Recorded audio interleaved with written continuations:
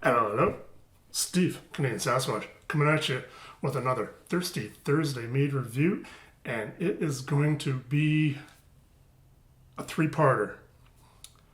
Now, I don't know if it's going to be three separate videos or if it's all going to be like three acts within one video, but we'll see how it works out and how long the whole video ends up taking. Why it's going to be a three-parter is, well, one, Redstone Meadery Boysenberry Nectar, which I'm excited to try. And for those of you that remember a little challenge, a mead challenge thing that happened several years ago, somebody else had a boysenberry mead, and yeah, Mr. Grant Baker, his boysenberry mead, which won the challenge. So, two boysenberry meads. I'm going to start off with this one, move to this one, and then I'm going to do a side-by-side of the two. So yeah, three parts. We will see how that all turns out. But first, I'm going to get Grant Baker's back in the fridge, and then we'll crack into the Redstone Meaderies and start with that one. Alrighty, so yeah, Grant's mead is back in the fridge to chill it down as we do. We like to start with them cold. And we have the Redstone Meaderies. It's all condensated because it is humid. So yeah, we have the Redstone Meadery Boysenberry carbonated honey wine with boysenberry puree. You can always tell a Redstone Meadery bottle because it's the blue flip top, and this blue flip top has a plastic thingy, which I should have taken off beforehand, but I didn't. So now you're watching me take that off. Alrighty. So yeah, boysenberry puree, 8% ABV. Ingredients: clover honey, wildflower honey, Narbonne yeast. That's right, they like to mention their yeast. That's cool. That is a yeast that I quite often use as well. Boysenberry puree and the love. They put the love in the bottle, and I can already tell it's crystal clear in the bottle. Some floaties in there. Serving temperature: serve cold and recap after each pour to preserve carbonation. And we'll just pop it open like that. Alrighty. So it is a very light color. I'm going to stop right there. And as they said, recapped. Oh man, the smells are already smelling. But yeah, let's check this out. It is a light peach color. Crystal clear. Some carbonation bubbles going on.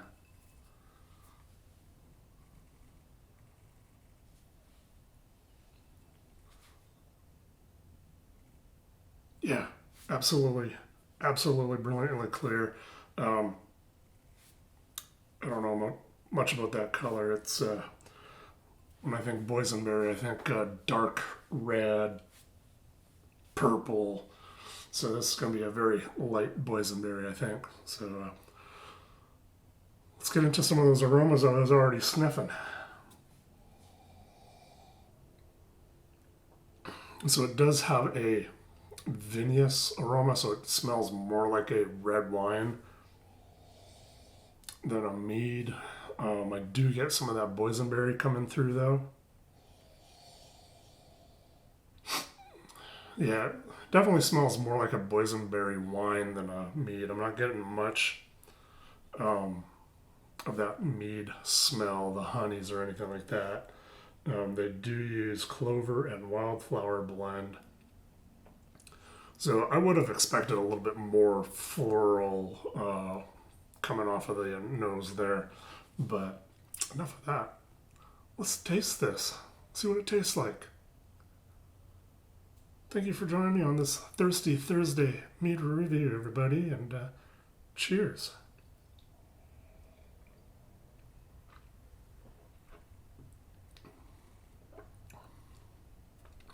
So it is carbonated, as we could tell by the bubbles, and they did kind of explode in my mouth. And I do get the the mead flavor, so the honey, I do taste a little bit of that clover honey in there. So the wildflower honey hasn't overtaken that flavor.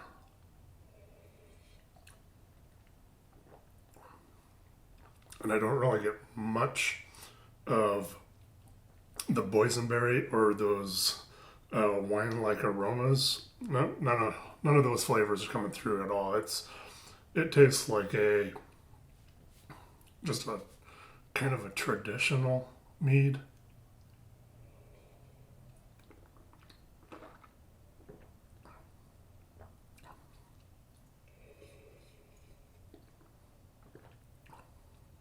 Yeah, definitely not getting any of the boysenberry on the flavor at all. It just tastes like a traditional mead. So with that, we are going to do what we do, warm it up, see what it's like when it's all warmed up, and we'll be right back. Alrighty, and we are back with the Redstone Meadery Boysenberry Nectar, which ended up giving it a more peach color. Of course, I warm it up by putting it in my hands, swirling it around. It warms up fairly quickly. Usually it only takes about 5 minutes or so to do it that way. But doing that way, we also lose a bunch of the carbonation. But yeah, the color hasn't changed. Rarely does the color change as it warms up. And I say rarely because we have seen it where the color has changed a little bit as it warmed up for whatever reason.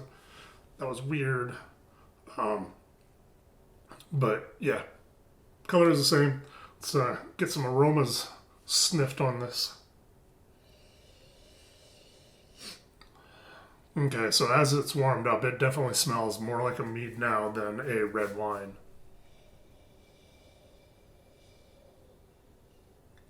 Yeah, definitely smells like a mead. I'm not getting any of the boysenberry or any other fruitiness or anything like that. It just smells like fermented honey. So let's go ahead and get a taste on this guy now. So once again, everybody, thank you for joining me on this Thirsty Thursday. Cheers.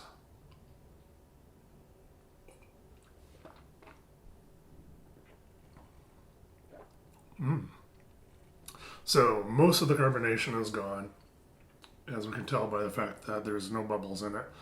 But at the same time, it's more of the boysenberry has come through, and there's boysenberry tartness to it. I've got a finger in my eye right now. So there's a boysenberry tartness to it.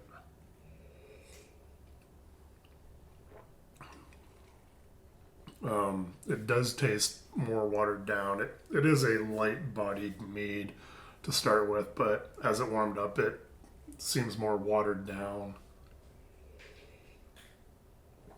Less of the honey flavors are coming through.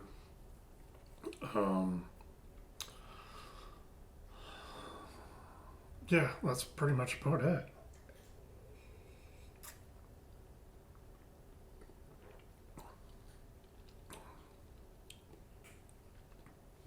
It just tastes like a watered down mead right now with just a tiny tiny little tartness from the boysenberry coming through.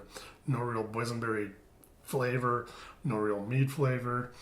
So yeah, so when it says to serve chilled, they aren't lying. This is definitely a drink it chilled. So yeah, this, once again, Redstone Meadery's Boysenberry Nectar. I'd give it a thumbs up if you drink it cold.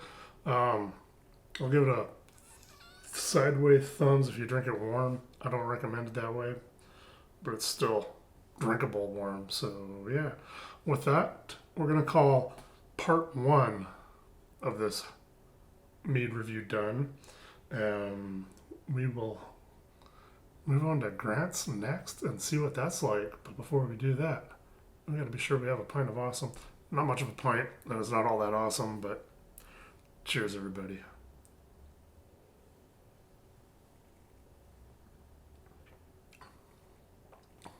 Definitely a lot better cold.